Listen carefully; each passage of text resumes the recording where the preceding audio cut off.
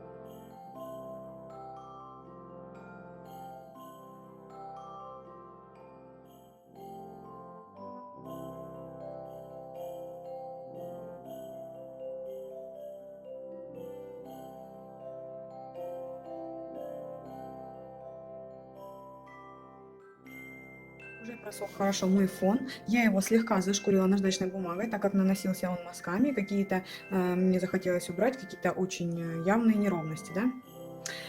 Все это высохло. Теперь я нанесла птичку, да, я нанесла ее карандашом, так вот просто схематично, ее не нужно прорисовывать, то есть вы просто берете изображение и с него стараетесь как бы срисовать. Либо если вы совсем не можете рисовать, то тогда через копирочку ее переведите, это изображение. Нам нужно просто контуры, потому что мы все равно ее будем вылепливать, опять-таки, смотря на изображение. Не нужно прорисовывать ни какие-то перышки, ничего, просто схематично. Вот тут лапки, вот тут брюшко, вот тут голова, все.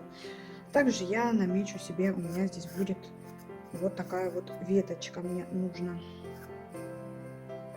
Даже вот хвостик, наверное, я сделаю немножко не так. Вот так я его сделаю. И тогда у меня вот так пойдет веточка. Все. А вот так сидит птичка. Все лишнее я сейчас сотру. И приступим к формированию. Штукатурка Клявель Ривьера. Я ее заколеровала в серый цвет, потому что, в принципе, основной цвет моей птички это серый, а все остальное уже все равно я буду прокрашивать акриловыми красками. Сейчас мне нужно из нее сделать довольно-таки густую массу. Добавляю я сюда крахмал кукурузный. Добавляю до тех пор, пока моя масса не станет густой.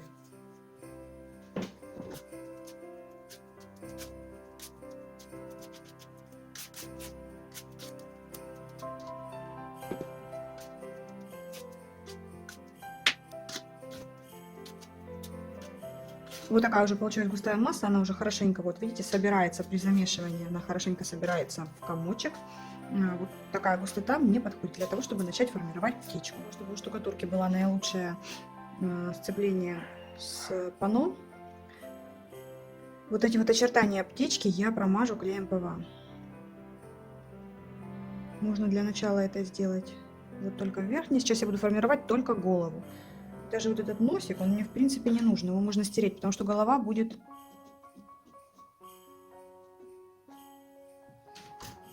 сильно выпирать сюда. Так, приступаем.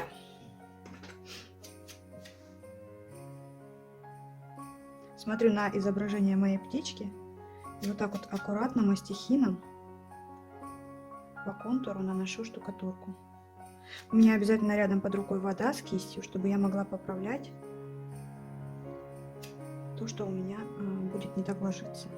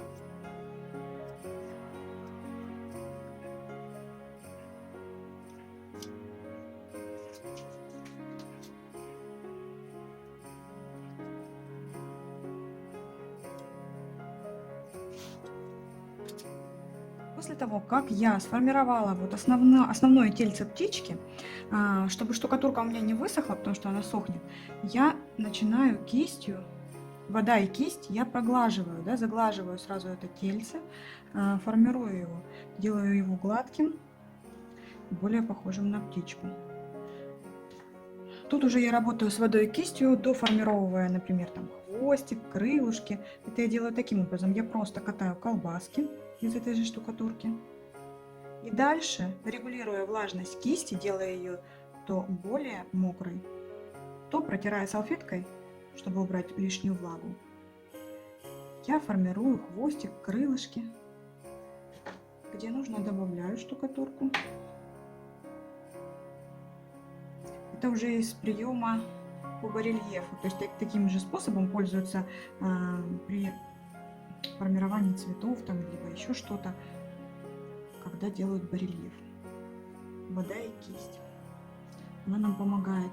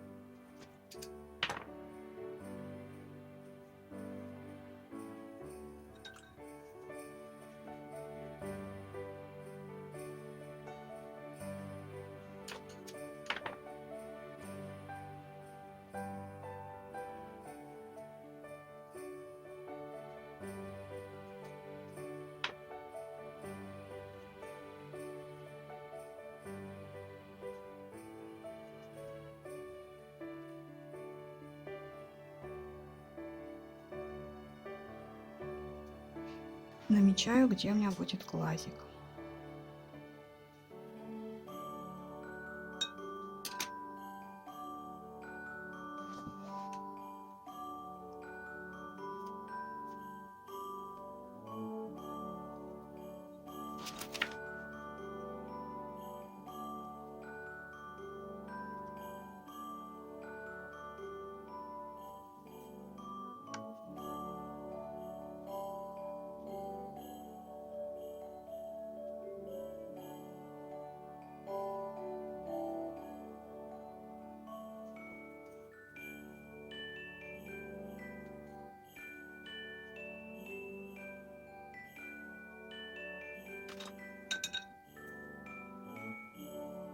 Все заглаживаю и оставляю высыхать. Пока не делаю лапки, потому что перед тем, как сделать лапки, мне нужно будет сформировать веточку. И после того, как моя птичка подсохнет, я также смогу более детально проработать перышки на крылышках и хвостики, то есть там еще добавить.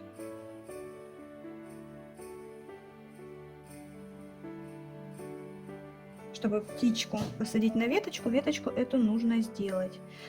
Клеем ПВА промазываем то место, где мы будем укладывать веточку.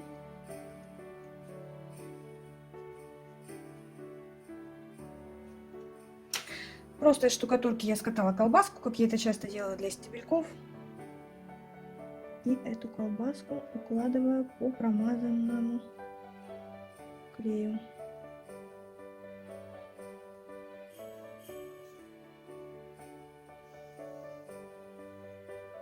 Слегка прижимаю сверху. Ну а теперь опять влажной кистью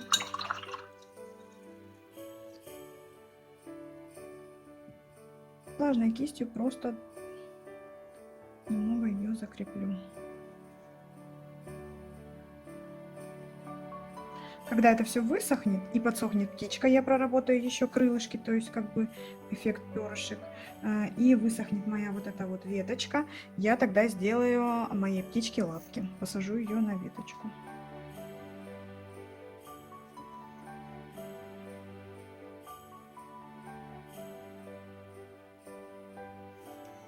Все, ждем полного высыхания. Ну, даже не полного, пускай немного подсохнет. Птичка сверху уже схватилась, и веточка схватилась. Внутри она еще мягкая, потому нужно очень аккуратно. Но мы уже можем приступить к формированию ножек и там дополнить каких-то перышек, возможно, на крылышках или хвостике. Начинаем отформировать ножку. Ножка у нас одну, которую мы видим. Она находится вот здесь.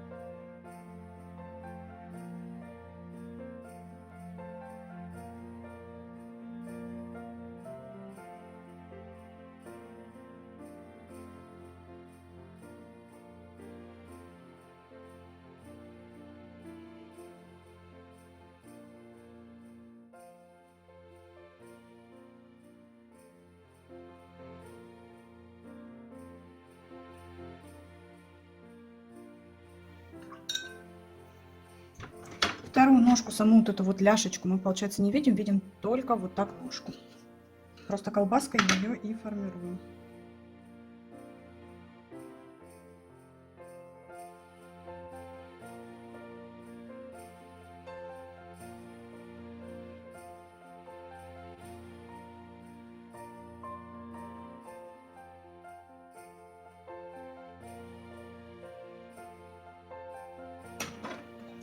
Теперь делаем пальчики, коготочки, как правильно. Все по тому же самому принципу. Из небольшой колбаски.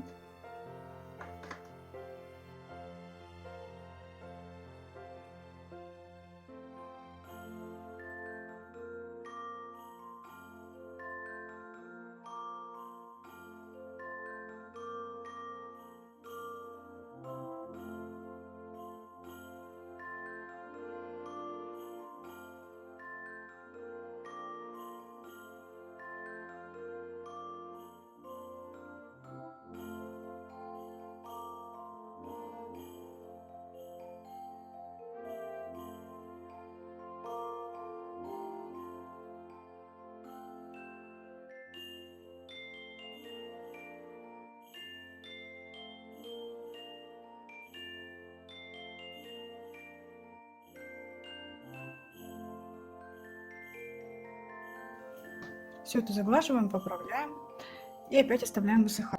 Совсем чуть-чуть придадим объем перышками. Для этого я беру штукатурку мастихин рыбка.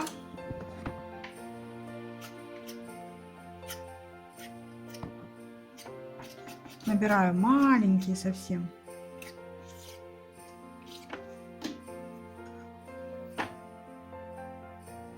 Как будто бы перышки. И укладываю. Фиксирую все кистью, водой.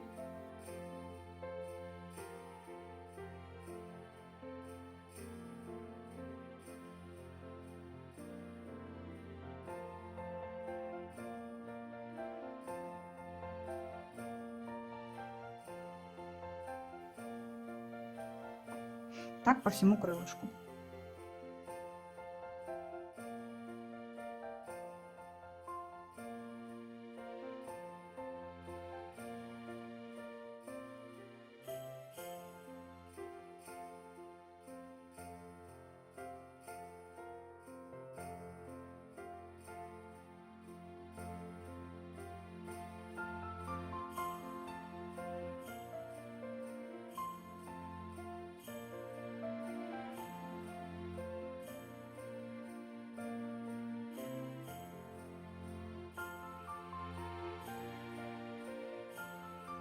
Все, птичка готова, то есть черновой вариант птички готов. Теперь я это оставляю высыхать хотя бы на ночь, потому что материал все равно даст какую-то небольшую усадку, могут появиться кое-где трещины. И потом эти трещины нам нужно будет исправить, поэтому не спешим ее окрашивать, ждем хотя бы ночь, чтобы она хорошенько просохла. Птичка высохла, прошла ночь, ну, возможно, она еще внутри, конечно, немного сырая, но сверху она уже полностью высохла. Для того, чтобы ее сделать более гладкой, если плохо загладилась кистью и водой, можно немножечко отшкурить ее наждачной бумагой, очень мелкой. Нет нигде ни трещинок, ничего. Немножечко вот тут на клювике есть, но это даже совершенно мне не мешает, поэтому как-то это убирать не нужно будет. Приступаю к окрашиванию. Подготовила цвета акриловых красок. Изображение у меня самой птички в цвете на компьютере. То есть я буду смотреть на нее и окрашивать так, как мне нужно. Сейчас набрасываю основные цвета птички, а потом уже буду дорабатывать мелкими кисточками.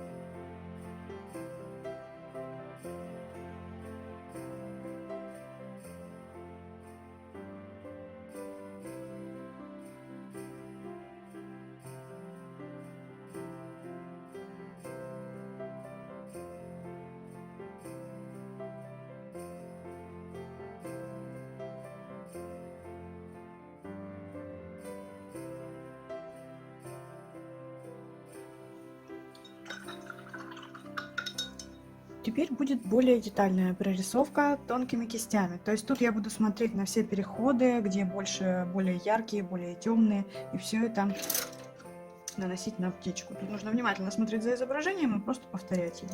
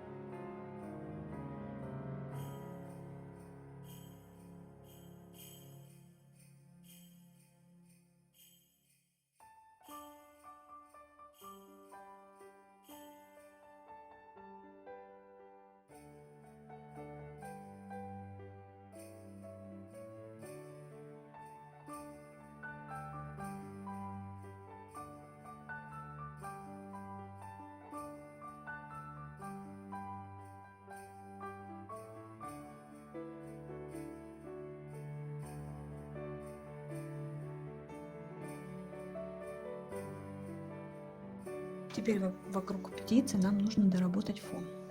Точно так же акриловыми красками развожу я их жидко, словно это акварель, и прорабатываю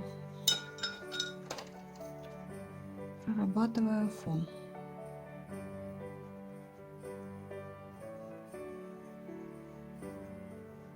Потому что насколько бы мы ни старались, все равно у нас бы какие-то огрехи получились, когда мы формировали птичку.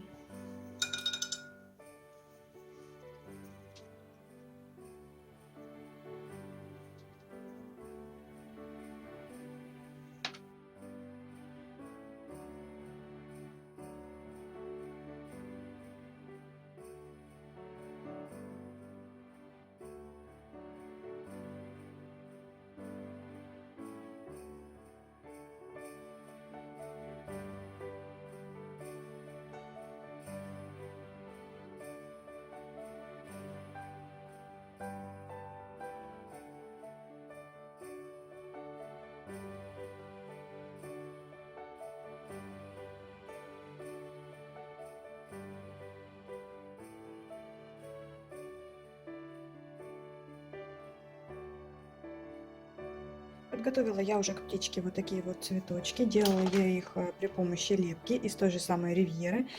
Листики выполнены все мастихинчиком. Я покажу как. Заготовлено несколько цветов массы, то есть розочки у меня такие вот как желтоватые и кремовые. Серединка более насыщенного цвета. Далее у меня идут лепесточки, которые ближе к серединке.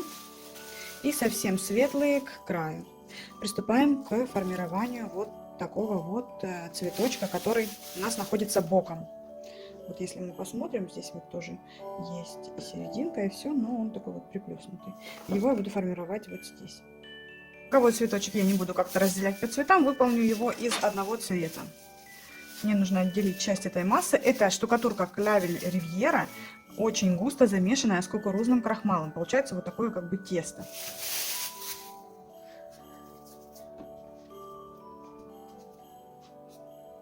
Как обычно, катаем колбаску. И эту колбаску сразу разделяем. То есть отделяем центр, чтобы масса у нас не засыхала, пока мы, например, делаем какой-то лепесток, серединку, еще что-то. Мы вот так ее накрываем влажной салфеткой. Для начала формируем центр. Делаем его таким вот более плоским. Капелька, но плоская, потому что у нас там серединка будет плоская. Нам не нужно ничего круглого. На эту серединку мы будем формировать центральные лепесточки. Все остальное мы нарезаем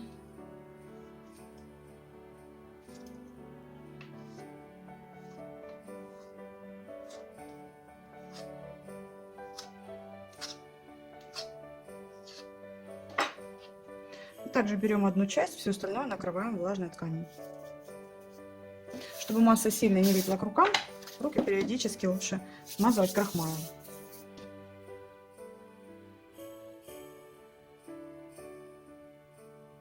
Капельку.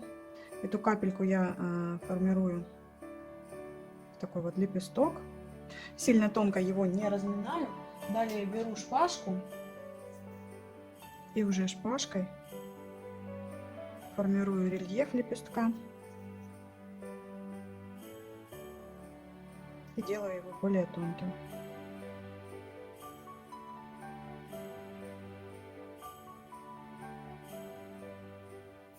Сразу делаю таких лепесточков штук 5.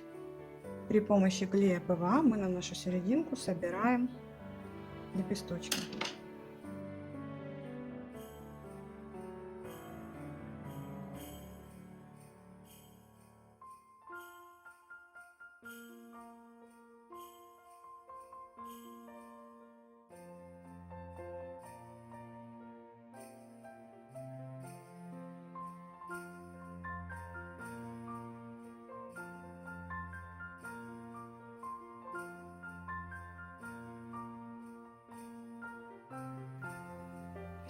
Оставляем ее пока и дальше продолжим формирование этого цветочка на панно. Формируем несколько лепестков, таких же точно, как мы делали для бутона.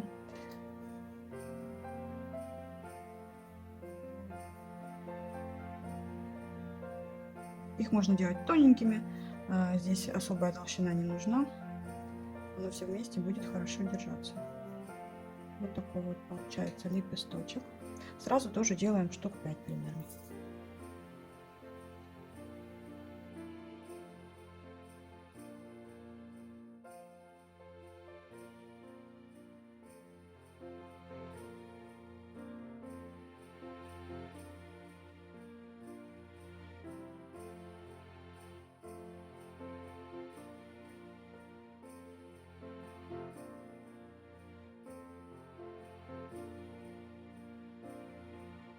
Начинаем собирать. Сначала мы при помощи клея укладываем, промазываем то место, где мы будем укладывать, и укладываем несколько нижних лепестков.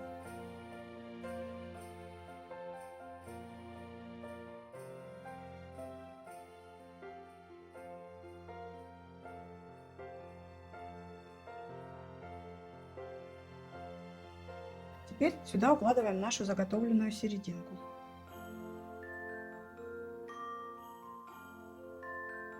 Все это хорошенько прижимаем.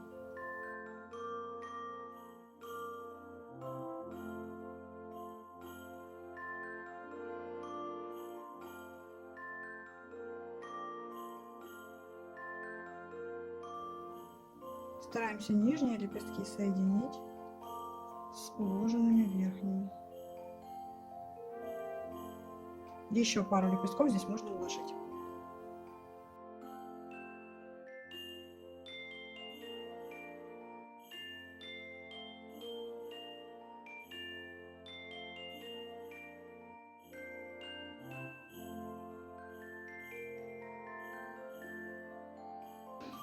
Вот такая в итоге получается розочка. Сделаем листочки для нашей розочки. Для этого мастихином набираем сначала на одну сторону, счищаем, пока у нас не будет сзади горочки. Потом продолжаем набор.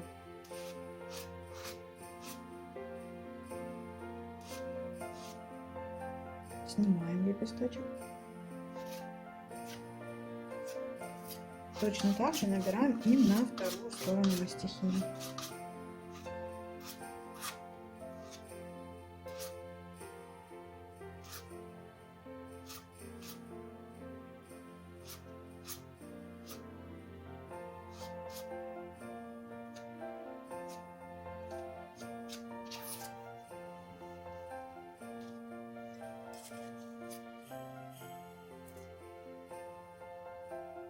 Соединяем две половинки вместе при помощи мастихина и салфетки.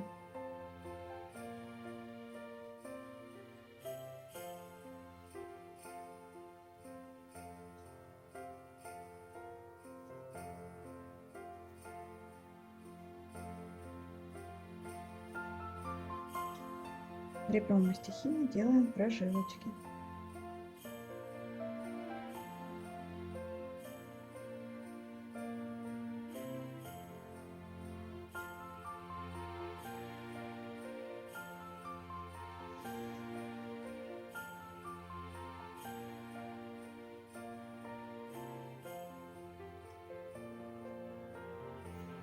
Вкладываем листочек. Делаем совсем маленькие листочки. Для этого на кончик мастихина с острым носиком, только на кончик, набираем совсем чуть-чуть. Снимаем. И также набираем на второй кончик.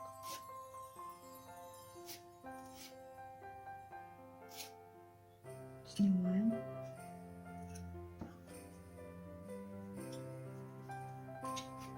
Две половинки необходимо соединить.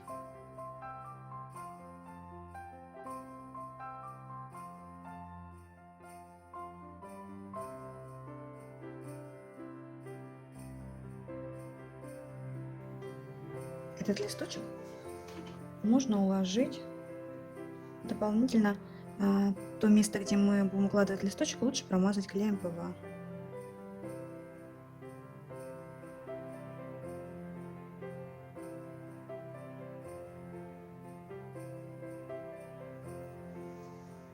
сделаю еще таких 2 маленьких листочка.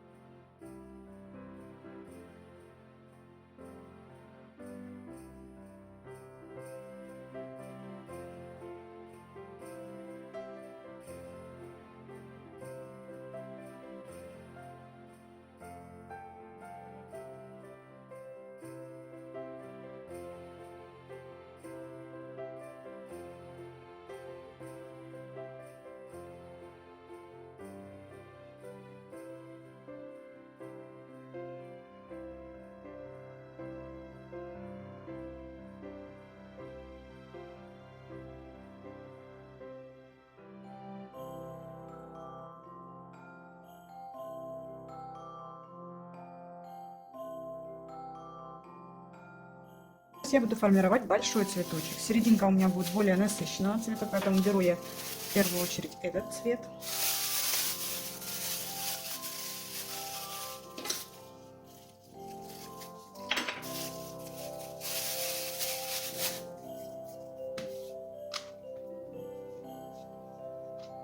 Раскатываем колбаску. Сразу отмеряем нужную нам часть для центра. Формируем каплю. Пока оставляем ее. Дальше нарезаем на кусочки. Для начала штук 5 поменьше. Затем уже должны быть лепесточки большего размера. То, что мы сейчас не используем, мы накрываем влажной тканью, для того, чтобы у нас не засыхала штукатурка. Серединку не трогаем, она пускай подсыхает. Начинаем формировать лепесточки. Точно так же, как мы это делали для бутона. Руки смазываем крахмалом, чтобы к нам штукатурка сильно не липла. Она все равно будет липнуть, но не так сильно, как без использования крахмала. Формируем листочки. Делаем каплю, из капли разминаем лепесток.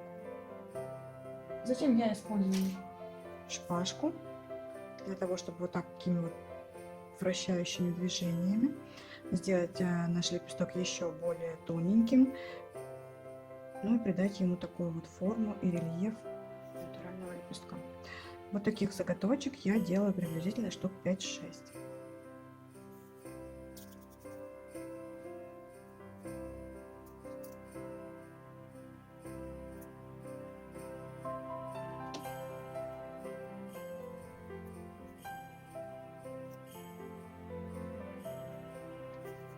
Собираю серединку, промазываю клеем ПВА и укладываю.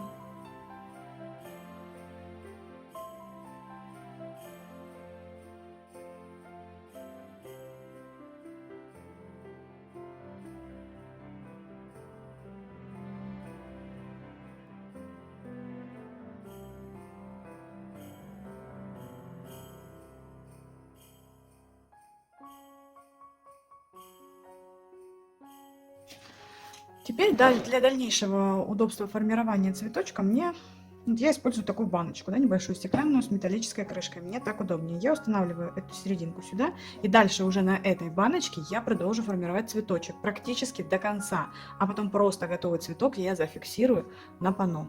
Смотрим. Все листочки мы делаем абсолютно одинаково. Точно так же я его превращаю в капельку. Из капельки я делаю такую вот лепешечку, похожую на лепесток, прокатываю шпажкой. Все это делается одинаково. Единственное, что чем ближе к краю цветочка, тем больше мы увеличиваем, тем мы увеличиваем размер самого листка.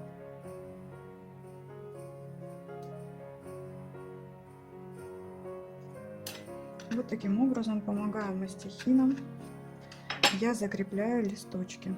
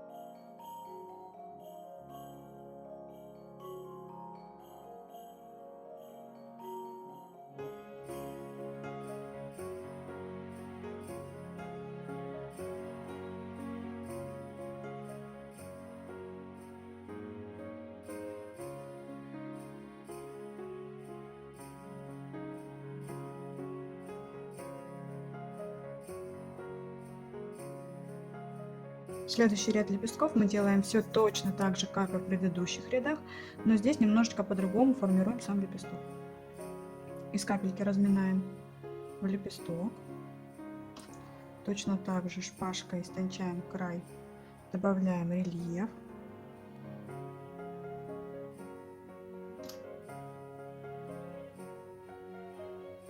И сразу вот так вот немножечко подгибаем вверх лепестка, чтобы он у нас как бы уже более приоткрывался.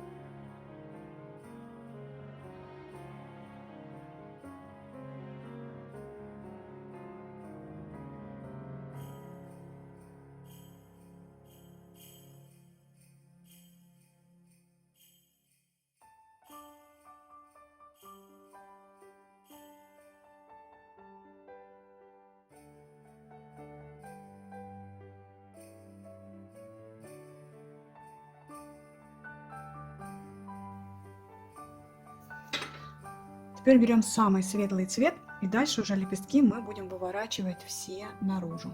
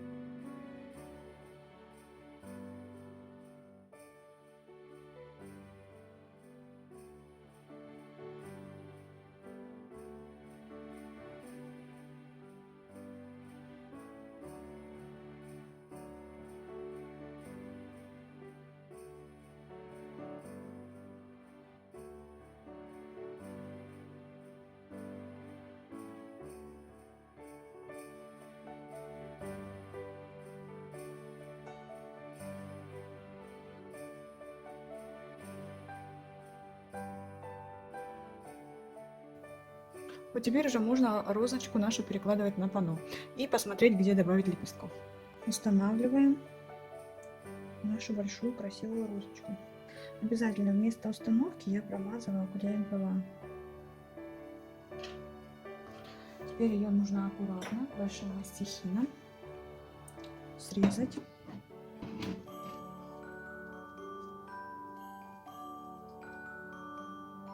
Вот он наш цветочек. И теперь аккуратно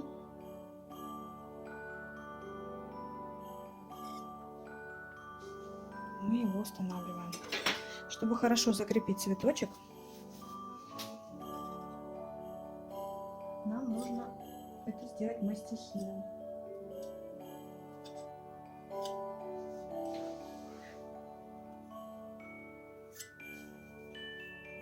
После того, как цветочек установили и закрепили, мы можем добавить, где нам хочется, еще лепестков.